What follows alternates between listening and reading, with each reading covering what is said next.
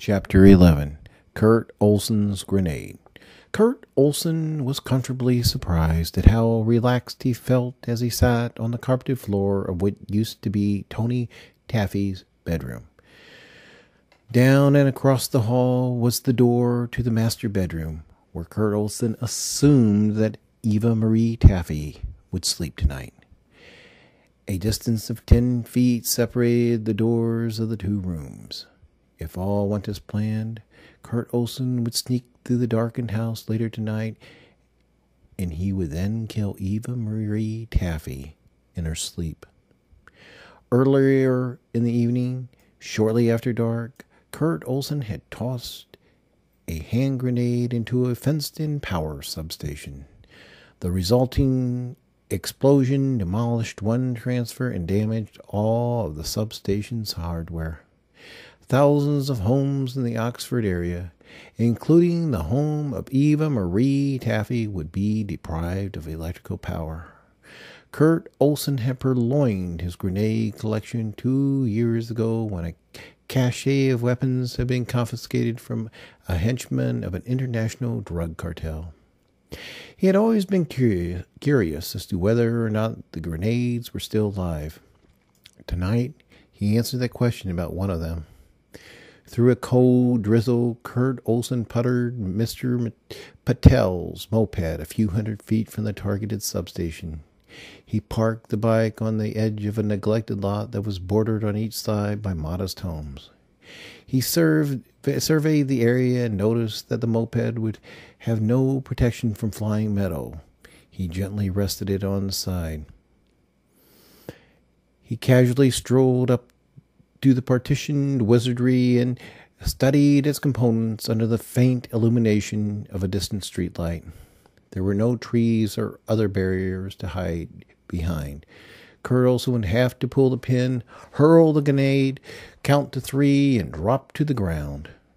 He hoped that the whirling metal would miss him and, almost importantly, miss his bike. He had removed only 2 objects from the backpack that now rested next to the moped: a single hand grenade and a pair of firing range earmuffs. With these items in tow, Kurt Olson completed the evening's opening act. With the muffs secured, Kurt Olson said a silent "Our Father." He then pulled the pin and heaved the pineapple over the fence. He turned and ran and felt the blast just as he started his dive. The raw percussion rippled the ground, and Kurt Olson was glad that he had worn ear protection. Kurt Olson rose to his feet and assessed his efforts. There were no street lights or porch lights or house lights or traffic lights. He removed his ear protection and listened. Vague metallic sounds emanated from the bomb site. After a few seconds, they grew faint. He stumbled over to his backpack and placed his earmuffs inside. He was ready to ride. Kurt Olson slowly and deliberately coasted the well-worn moped over darkened streets, brightened only by his headlight and the headlights of other vehicles. He knew that he had pushed the moped to its limit. He exceeded the recommended weight, and the machine was never designed for use as a trail bike, which was mostly how he used it. It produced more rattles and grates and squeaks than it used to. It seemed to ride closer to the ground, and it did not effectively absorb road shock. But Kurt Olson knew she had one more ride in her. One last ride. Kurt Olson was soon parked at the termination of Shadyhurst Lane, where he had parked twice before. In his excitement, he had managed to ignore the cold, even while riding through the rain. Now, as he stepped off his mount, a cumulative shiver trembled his torso. Kurt Olson hugged himself and jumped around in an effort to warm his body. He approached the row of brush and stopped to study the darkened street. No lights anywhere, not even a candle through a shaded window. He focused on the home of Eva Marie Taffy. It was as peaceful as a dollhouse. Eva Marie Taffy would probably arrive home late tonight. She was participating in the final debate with her Democratic and Republican opponents in Jackson, which happened to be about 3 hours to the south. There was the off chance that she might spend the night at a hotel, though that possibility was unlikely. For one thing, she had 2 dogs to feed. She might delegate that responsibility, but Kurt Olson knew that she was due for a 9 a.m. photo op on the Ole Miss campus tomorrow. It made sense that she would return home tonight. Kurt Olson was able to pop the lock without damaging the brass or the frame. For all the electronic and canine security, the front door was not enhanced with any hardware. It was a weak link easily exploited by an accomplished B&E man like Kurt Olson. He had been breaking into barns and sheds and cabins since he was 11 years old. Kurt Olson slowly closed the door behind him and locked it. The house was dark.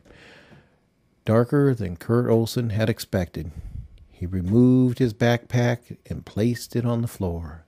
He fumbled for the zipper and opened it enough to shove Charlie, the nickname he had assigned to the burglary tool that had designed and crafted in metal shop class in high school, into the neatly ordered bag. He zippered the backpack shut and removed his penlight from an external pocket. Kurt Olson's older brother Owen had taught him years ago that a flashlight will betray a burglar faster than anything. A crafty burglar knew how to position the light so that it would never be seen through windows. Kurt Olson got down on his hands and knees and shone the light on the floor a few inches in front of him, careful to use his body to block the illumination from the picture window that filled one wall in the living room. It was on his hands and knees that Kurt Olson explored most of the house. Like a lot of American homes, 15 Shadyhurst Lane had undergone substantial metamorphosis. Originally, it was a standard bi-level suburban home. The top floor featured a front door that opened to a spacious living room. If the visitor proceeded forward, he would enter a T-shaped kitchen with a comfortable dining room beyond that area. If the visitor turned right, he would find 2 bedrooms on the street side of the house, and a bathroom and a master bedroom and bath on the left or backyard side. Kurt Olson explored those areas thoroughly. He rightly assumed that the first bedroom was once Tony Taffy's bedroom, and that the second room was a guest room, computer room, storage area. He slithered through Eva Marie Taffy's bedroom, his nose attuned to the bouquet of perfumes and lotions and feminine musk. He was slightly surprised at how disheveled her bedroom and bathroom appeared. He rightly concluded that Eva Marie Taffy was a busy woman with a busy schedule. Kurt Olson held his nervous bladder until he could reach the kitchen sink. Whereas most amateurs would utilize one of the toilets, Kurt Olson knew the crime scene techs would scour these areas for stray drops of DNA, and he also knew that his aim had never been perfect. He knew that the kitchen sink would contain a different DNA profile. Residual animal blood, residual animal flesh, saliva from diners, grease, fruit, vegetables, etc., would contaminate most specimens lifted from a kitchen sink. With his penlight secured in his teeth, Kurt Olson lifted a clean butter knife in his golf-gloved hands and used the utensil to push aside a cereal bowl that had been left near the drain. He was careful to not leave any of his skin or bodily fluids behind, but he was equally careful to not collect any incriminating evidence on his gloves. With the path to the drain secured, he stood on his tiptoes and carefully took aim. Halfway through his voiding, he started the flow of the sink's cold water. He used the pull-out spray feature to dilute his contribution and to guide it down the drain. Kurt Olson performed a cursory exploration of the downstairs. The previous owners had converted this area into a second apartment featuring a second kitchen. Eva Marie Taffy still used the washer and dryer, but the rest of the downstairs was now devoted to storage. Plastic bins neatly stacked from floor to ceiling. Every room except the laundry room had row upon row of identical plastic bins that seemed to be filled with books and notebooks and documents. Kurt Olson took a few mental snapshots and then went back to business. Eva Marie Taffy had purchased this house shortly after she had gotten the insurance settlement for the accident that killed her husband and daughter. The previous owner, a Mr. Smith, had housed his mother and father downstairs. When he died, he moved his mother-in-law in until she was eventually sent to a nursing home. Eva Marie Taffy liked that the downstairs had been converted to an apartment because she thought her mother or father might live there when they got old, but neither of them would live to see their golden years. Mr. Smith also abridged the driveway by adding an ample garage attached to the left side of the house. He would later clear the brush on the far side of the driveway and convert that area to a dirt and weed parking lot. The garage would later be converted to an exercise room, and the door would be replaced with a wall. The addition still served as a gateway to the utopic backyard. From the time Kurt Olson had entered Eva Marie Taffy's house, he could hear the two mastiffs intermittently bark and carry on in the backyard. He had seen pictures of the two large English Masties on Eva Marie Taffy's MySpace page. He knew he had to silence the watchdogs. Kurt Olson had spent a lot of time the last few days figuring out how to subdue these formidable beasts. He could not simply fill them with lead because that would alert Taffy of his presence. He considered drugging them with a strong sedative, but he did not have access to anything like that.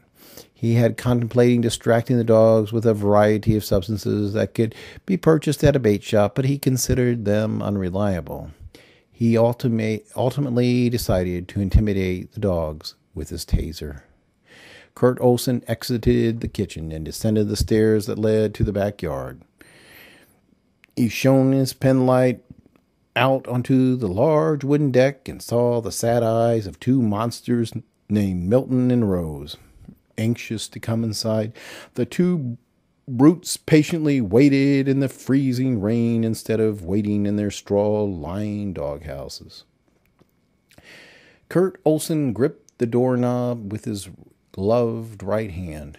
He opened the door crack and then placed the penlight in his right front pant pocket and removed his taser from his left front pant pocket. He opened the door crack and hissed at the dogs.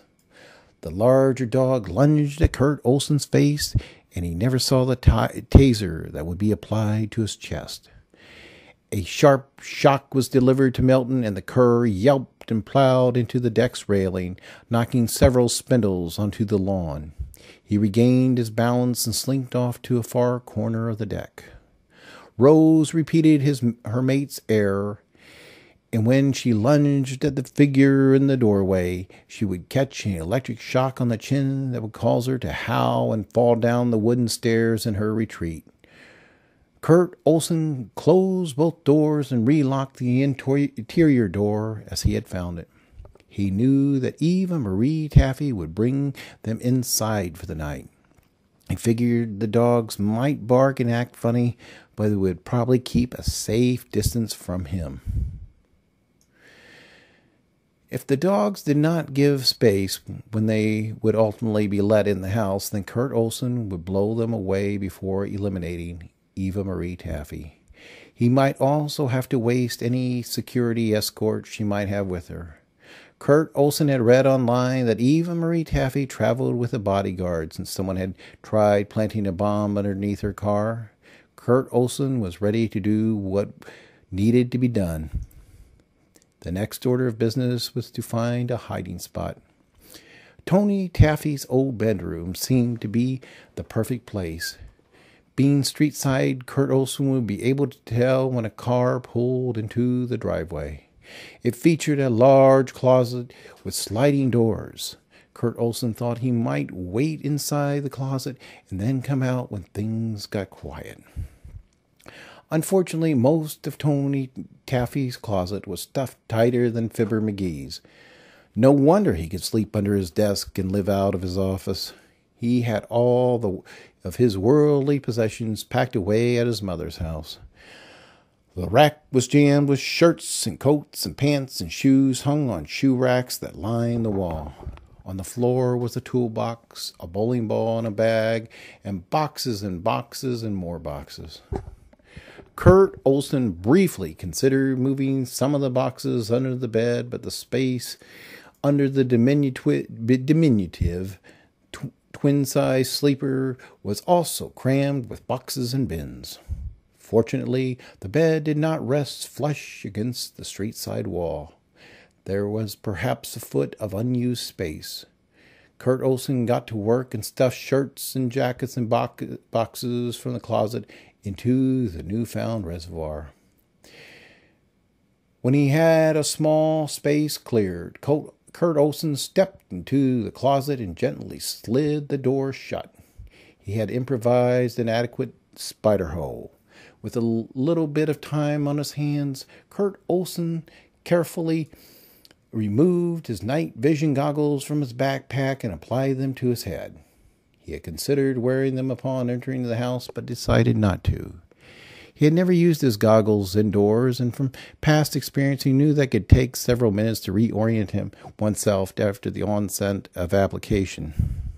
He was confident that he could complete the mission without the goggles, but with a little spare time he would give them a test drive. He zipped up the backpack and placed it back in the closet. He then proceeded to tour the house with goggles intact. Why had he not worn these earlier? Why was he skeptical of their reliability? This was so much easier than crawling around with a pen light. This mission would be a piece of cake. Kurt Olson first stepped off at the kitchen sink and relieved himself once more. He again washed away his urine with cold water. He retraced his house tour, this time walking upright and casual. He once more viewed the stacks and stacks of bins. He wished he had time to sort through some of them. Eva Marie Taffy was one mysterious woman. Calm as a slug, Kurt Olson crept through the upstairs residence, inspecting the contents with a perspicacious eye. He reaffirmed his position that Eva Marie Taffy was a bit of a slob, and she was probably burning the candle at both ends. The dining room table was covered with rows and rows of neatly lined papers. The dining room chairs seated stacks of documents. There were more stacks of documents under the table. The kitchen table and chairs were arranged in a similar manner, except for one empty chair placed at a small clearing of table on the tabletop. Except for one empty chair placed at a small clearing of paper on the tabletop. Eva Marie Taffy had arranged family photos on the living room walls, and she had positioned a large hutch that displayed mementos and pictures in a corner. Kurt Olson removed his penlight to show the pictures in better detail. He pointed the light at a young family consisting of a man, a woman, and two toddlers, a boy and a girl. In researching Eva Marie Taffy, Kurt Olson had learned that she lost her husband and daughter in a traffic accident almost 20 years ago. He had to block out these details so that he would not feel sympathy for his target. But now, Kurt Olson was hypnotized by the photo.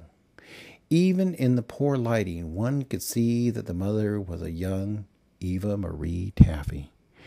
Her husband was only a little bit taller than her.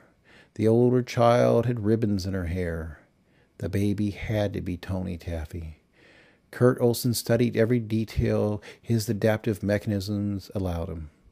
The stillness was broken by the noise of a perky motor hauling a gas-efficient sedan into Eva Marie Taffy's driveway. The headlight shot peripheral beams through the picture window, and Kurt Olson dimmed the penlight and raced down the hall in the dark, aided by his night vision goggles. Kurt Olson hit the floor and crawled up to Tony Taffy's window that overlooked the front yard and driveway. Eva Marie Taffy had parked the Japanese sedan in the driveway and was climbing out of the vehicle.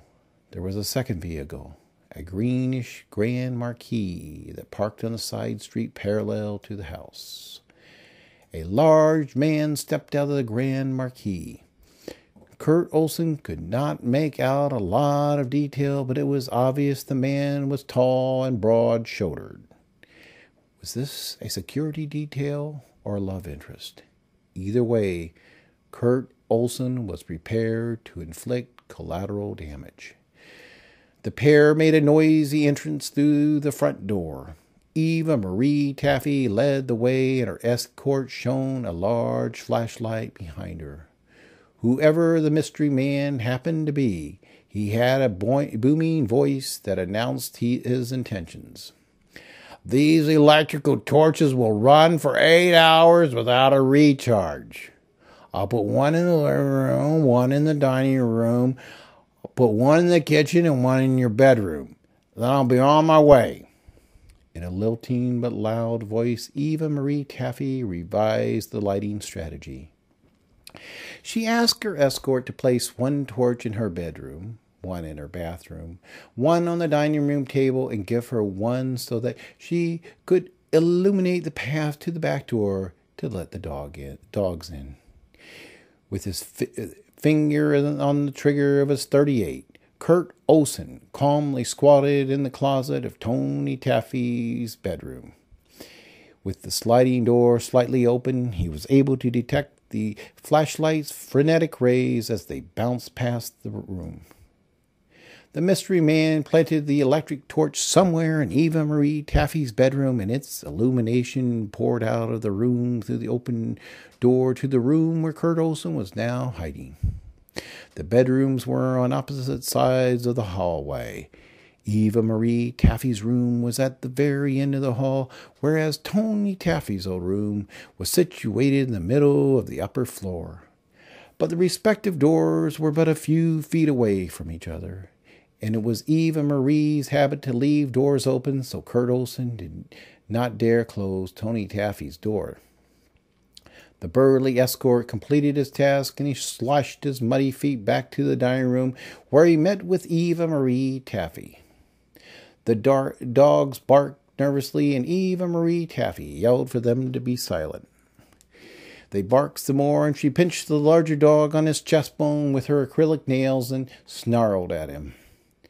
"Miss Taffy," the bulldog voice addressed his client, "I believe your dogs are afraid of the dark." "I believe you're right. Look at these brutes. The lights go out and they bark at their shadows." There was much laughter and some conversation, and a few minutes later Kurt Olson heard the front door close. From the closet he could faintly hear the Grand Marquis' stately ignition and the quiet hum of its departing engine. As the senior mobile slipped off into the night, Eva Marie Taffy shuffled down her hallway, chatting on her cell, her mastiff stepping behind her. As they arrived at the entrance of Tony Taffy's room, both dogs barked maniacally. "Quiet!" Eva Marie Taffy roared, and the beef-voiced sentries were instantly silent. The cell phone. The blasted cell phone. She was yapping away to someone like a damn teenager. It was a variable Kurt Olson had not factored. He would have to wait until she rested her cell before he delivered the mortal clincher. "Sit! Sit!" Eva Marie Taffy was positioning her dogs, and Kurt Olson listened attentively. She immediately resumed talking. He could hear her voice fade as she wandered into the bathroom. There was muffled talking, and Kurt Olson heard her toilet flush. She walked back into the bedroom, and her voice grew clearer. I'm going to hang up while I still have some power in my cell. Not sure when we'll get the electricity back. With the conversation terminated, Eva Marie Taffy turned her attention to her mastiffs. Ooh, big baby. Ooh, scared of the dark? The female barked like thunder. The male immediately chimed in. Quiet, quiet, quiet! Do you want me to get a noise complaint? Wouldn't that look good right before the election? Kurt Olson heard some dresser drawers slam, and soon he heard the distant rumble of water pounding on shower curtain and water rushing through pipes. Now was the time to strike the perfect location, in the shower with the water running, one to the face, one to the back of the head after she falls. The water would run and run and run over her dead body. It would be at least 12 hours before they found the corpse, maybe longer. The prolonged power outage and the ungoverned mastiffs might just delay the discovery even longer. Clutching the taser in his left hand and the 9mm in his right, Kurt Olson emerged from the closet. Taking small, soft steps, he crept into the hallway and then peered into Eva Marie Taffy's bedroom. The electric torch was positioned on a small bookcase against the wall that ran along the right side of the house. It provided more light than expected, and he saw more light streaming from the open bathroom door positioned on the far left side of the room. With the aid of the electric torches and his goggles, Kurt Olson could pick out details if it was noontime in a parking lot. About 7 feet from the bathroom door rested a queen-size bed that was planted with its head under a window. There was a nightstand that fit snugly between the bed and the opposite corner of the room. Along the wall, perhaps 3 feet from the foot of the bed, was planted the small bookcase where the torch was planted. Kurt Olson stopped to scan to focus on the dogs. They were just a few feet away. One sat directly in front of the bookcase. The larger one sat even closer, adjacent to the foot of the bed. Kurt Olson powered up the taser.